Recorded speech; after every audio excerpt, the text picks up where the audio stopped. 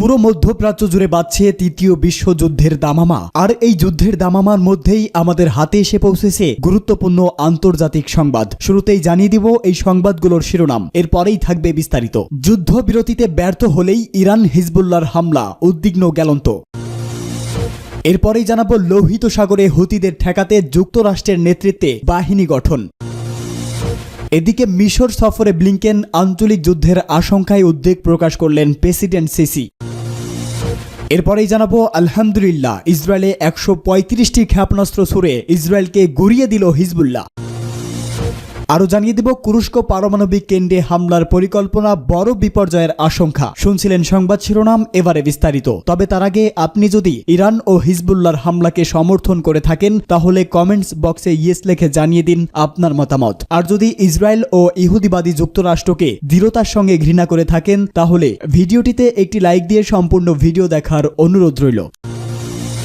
যুদ্ধবিরতিতে ব্যর্থ হলেই ইরান হিজবুল্লাহর হামলা, উদ্বিগ্ন গ্যালন্ত। গাজা যুদ্ধবিরতি চুক্তিতে ব্যর্থ হলে ইরান এবং লেবানন ভিত্তিক রাজনৈতিক সংগঠন হিজবুল্লাহর পক্ষ থেকে ইসরায়েলে বড় ধরনের প্রতিশোধমূলক হামলার সম্ভাবনা আরও বেড়ে যাবে বলে আশঙ্কা প্রকাশ করেছেন জয়নবাদী যুদ্ধমন্ত্রী ইয়োভ গ্যালন্ত। এই পরিস্থিতির জন্য তিনি মধ্যপ্রাচ্যের কসাই খ্যাত ইসরায়েলি প্রধানমন্ত্রী বেঞ্জামিন নেতানিয়াহুকে দায়ী করেছে। ইসরায়েলের চ্যানেল 12-এর বরাতে এসব কথা জানিয়েছে তেহরান ভিত্তিক সংবাদ মাধ্যম পার্স টুডে। গ্যালন্ত অভিযোগ করে বলেন, নেতানিয়াহু সবসময় গাজা উপত্যকায় যুদ্ধ অব্যাহত রাখা এবং যুদ্ধবিরতি বাধাগ্রস্ত করার বিষয়ে তার নিজস্ব নীতি অনুসরণ করে চলছে। জয়নবাদী যুদ্ধমন্ত্রী এমন সময় এই মন্তব্য করলেন যখন গাজা উপত্যকায় যুদ্ধবিরতির জন্য চলতি সপ্তাহের শেষে মধ্য অবস্থানকারীরা মিশর কায়রোতে আবার আলোচনা শুরুর কথা ব্যক্ত করেছে। পাশাপাশি নেতানিয়াহুকে মন্ত্রিসভায় ফিলিস্তিনি প্রতিরোধকামী সংগঠনগুলোর সাথে চুক্তির লক্ষ্যে একটি খসড়া উপস্থাপন করছে বলে গ্যালন্ত বলেন। তবে তার প্রস্তাবকে পাত্তা দেয়নি নেতানিয়াহু। একদিকে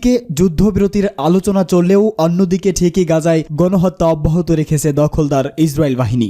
লোহিত সাগরে হুতিদের ঠেকাতে যুক্তরাষ্ট্রের নেতৃত্বে বাহিনী গঠন। সাম্প্রতিক সময়ে ইয়েমেনের সশস্ত্র হুতি বিদ্রোহীরা লোহিত সাগরে বেশ কয়েকটি বাণিজ্যিক জাহাজের উপর হামলা চালিয়েছে। এই পরিস্থিতিতে যুক্তরাষ্ট্রের নেতৃত্বে কয়েকটি দেশ এক যৌথ বাহিনী গঠন করে লোহিত সাগরের দক্ষিণে ও ইডেন উপসাগরে নৌমহড়া পরিচালনায় সম্মত হয়েছে। মার্কিন প্রতিরক্ষা মন্ত্রী লয়েড অস্টিন বাহরাইন সফরে গিয়ে জানান, বেশ কয়েকটি দেশের সমন্বয়ে একটি আন্তর্জাতিক বাহিনী গঠন করা হবে। তবে অন্যান্য দেশের জাহাজ হুতিদের হামলা প্রতিরোধে কতটুকু ভূমিকা রাখবে তা এখনও পরিষ্কার নয়। আজ এক বিবৃতিতে অস্টিন বলেন, এটি একটি আন্তর্জাতিক চ্যানেল যার মোকাবেলায় সম্মিলিত উদ্যোগ প্রয়োজন। এ কারণে আমি অপারেশন প্রসপার্টি গার্ডিয়ান গঠনের ঘোষণা দিচ্ছি। এটি একটি নতুন ও গুরুত্বপূর্ণ নিরাপত্তা উদ্যোগ। এই প্রসপার্টি গার্ডিয়ান অভিযানের অংশগ্রহণকারী দেশ হিসাবে বাহরাইন, যুক্তরাজ্য, Canada, France, Italy, Netherlands, Norway, Seychelles ও স্পেনের নাম উল্লেখ করে অস্টিন। গুরুত্বপূর্ণ নৌযানে এই ইসরায়েলি ভূখণ্ড ড্রোন ও ক্ষেপণাস্ত্র হামলা চালিয়ে ইরান সমর্থিত হুতি বিদ্রোহীরা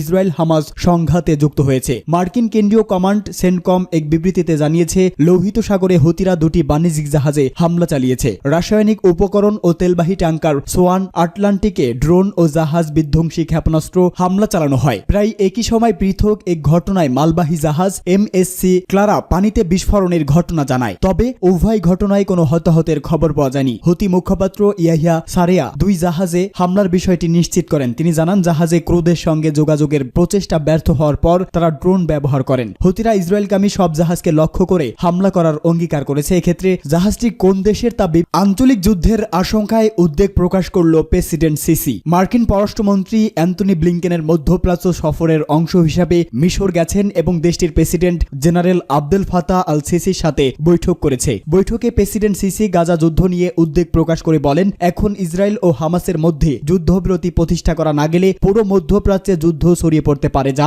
এই অঞ্চলের জন্য বিপর্যয়কর ডেকে আনবে। এ সময় তিনি আরো বলেন, গাজায় ইসরায়েলি গণহত্যা বন্ধ করা না গেলে বিপর্যয়কর অবস্থা সৃষ্টি হবে। ফলে সব পক্ষকেই এই ভয়াবহ পরিণতির কথা বিবেচনা করে পদক্ষেপ নিতে হবে। তিনি মার্কিন পররাষ্ট্রমন্ত্রীকে আরো বলেন, গাজা যুদ্ধ অবসানের সময় এসেছে। এক্ষেত্রে বিজ্ঞতার পরিচয় দিতে হবে এবং শান্তি ও কূটনীতির ভাষা কথা বলতে হবে। তিনি বলেন, আন্তর্জাতিক স্বীকৃতির মাধ্যমে স্বাধীন ফিলিস্তিন রাষ্ট্র প্রতিষ্ঠার বিষয়টিকে সামনে রেখে যুদ্ধবিরতির আলোচনা শুরু করতে হবে। আমেরিকা ও কাতারের পাশাপাশি মিশর ও গাজা ইসরায়েল যুদ্ধবিরতির ব্যাপারে কয়েক মাস ধরে চেষ্টা চালিয়ে আসছে, কিন্তু এখন পর্যন্ত কার্যকর দীর্ঘস্থায়ী যুদ্ধবিরতি প্রতিষ্ঠা করা সম্ভব হয়নি। ইহুদিবাদী ইসরায়েলের যুদ্ধমন্ত্রী প্রধানমন্ত্রী বেঞ্জামিন নেতানিয়াহু একগুঁয়েমির কারণে এই অচল অবস্থা দেখা দিয়েছে। তারপরও আমেরিকা বলছে তারা নতুন একটি প্রস্তাব দিয়েছে এবং সেটি নেতানিয়াহু মেনে নিয়েছে। এই প্রস্তাবের ভিত্তিতে যুদ্ধবিরতি প্রতিষ্ঠার জন্য মধ্যপ্রাচ্য সফর করছে অ্যান্টনি ব্লিংকেন। ইসরায়েলে 135টি ক্ষেপণাস্ত্র ছড়েছে হিজবুল্লাহ। লেবাননের ভূখণ্ড থেকে গভীর রাতে উৎক্ষেপণ করা 5টি ক্ষেপণাস্ত্র উত্তর ইসরায়েলে প্রবেশ করার পরে পশ্চিম গ্যালিলি সাইরেন বেজে ওঠে। কাতার ভিত্তিক সংবাদ মাধ্যম আল জাজিরা ইসরায়েলের ওয়াইনেট নিউজের বরাত দিয়ে এ তথ্য জানিয়েছে। ওয়াইনেট নিউজ জানিয়েছে ক্ষেপণাস্ত্রগুলো কোনো জনবসতিপূর্ণ এলাকায় অবতরণ করেনি এবং এতে কোনো ক্ষয়ক্ষতি হয়নি। এটি আরও জানিয়েছে সব মিলিয়ে উত্তর ইসরায়েলে হিজবুল্লাহর 135টি ক্ষেপণাস্ত্র নিক্ষেপ করেছে। এদিকে ইসরায়েলের যুদ্ধমন্ত্রী ইয়োভ গ্যালন্ত আশঙ্কা প্রকাশ করেছেন যে গাজা যুদ্ধবিরতি চুক্তিতে ব্যর্থ হলে ইরান এবং হিজবুল্লাহর পক্ষ থেকে তেল আবিবের বিরুদ্ধে প্রতিশোধ নেওয়ার সম্ভাবনা আরও বেড়ে যাবে। ইসরায়েল চ্যানেল 12 গত সোমবার জানিয়েছে, গ্যালন্ত ইসরায়েলের প্রধানমন্ত্রী বেঞ্জামিন নেতানিয়াহুকে মন্ত্রিসভায় ফিলিস্তিনি প্রতিরোধকামী সংগঠনগুলোর সাথে চুক্তির একটি খসড়া তৈরি করেছে। ফিলিস্তিনের শামা বার্তা সংস্থা এই খবর দিয়েছে। গ্যালন্ত অভিযোগ করেন, নেতানিয়াহু সবসময় গাজা উপত্যকায় যুদ্ধ অব্যাহত রাখা এবং যুদ্ধবিরতি বাধাগ্রস্ত করার বিষয়ে তার নিজস্ব নীতি অনুসরণ করে চলেছে। ইয়োব গ্যালন্তের এই বক্তব্যের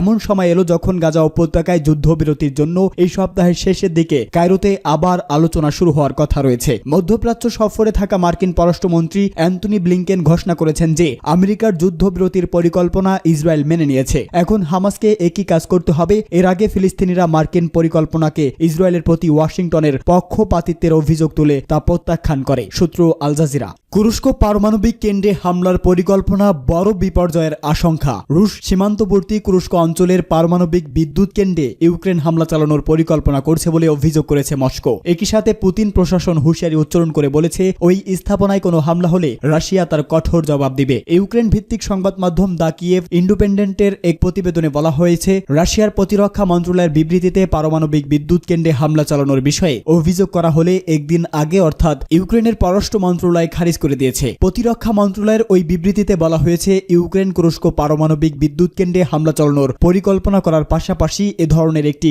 উস্কানির দায় মস্কোর উপর চাপানোর চেষ্টা করছে। বিবৃতিতে হুঁশিয়ারি উচ্চারণ করে বলা হয়, ইউক্রেন ওই স্থাপনায় হামলা চালালে রাশিয়া তার কঠোর জবাব দেবে। কিয়েভকে এজন্য কঠোর প্রতিশোধমূলক সামরিক পরিস্থিতির মুখোমুখি হতে হবে। এ বিষয়ে ইউক্রেনের পররাষ্ট্র মন্ত্রণালয়ের মুখপাত্র ওয়ারোহি টাইখি বলেন, আমরা আনুষ্ঠানিকভাবে এই মিথ্যা প্রতিবেদনগুলোকে খণ্ডন করি। ইউক্রেনের এই ধরনের কোনো কাজ করার ইচ্ছা বা ক্ষমতা নেই। রাশিয়াকে অবশ্যই বিপজ্জনক মিথ্যা ছড়ানো বন্ধ করতে হবে। ইউক্রেনের প্রেসিডেন্ট ভ্লাদিমির জেলেনস্কি এক বার্তায় বলেছে, তুরস্ক অঞ্চলে তার সেনাবাহিনী নিজের অবস্থান সংহত করেছে। এর আগে তুরস্ক পারমাণবিক স্থাপনাকে যে কোনো দুর্ঘটনার হাত থেকে রক্ষার জন্য ইউক্রেন ও রাশিয়া উভয় দেশকে সর্বোচ্চ ধৈর্য ধারণের আহ্বান জানান আন্তর্জাতিক পারমাণবিক শক্তি সংস্থা বা আইএ এর মহাপরিচালক রাফায়েল গ্রোসি। ওই অঞ্চলে বড় ধরনের বিপর্যয় আশঙ্কা করছে আইএইএ মহাপরিচালক। রাশিয়ায় যে 3টি বৃহৎ পারমাণবিক জ্বালানি উৎপাদন কেন্দ্র রয়েছে সেগুলোর মধ্যে তুরস্ক অন্যতম। এটিতে মোট 6টি চুল্লি রয়েছে। এগুলোর মধ্যে 2টি চুল্লি বন্ধ রয়েছে, 2টি নির্মাণ করা হচ্ছে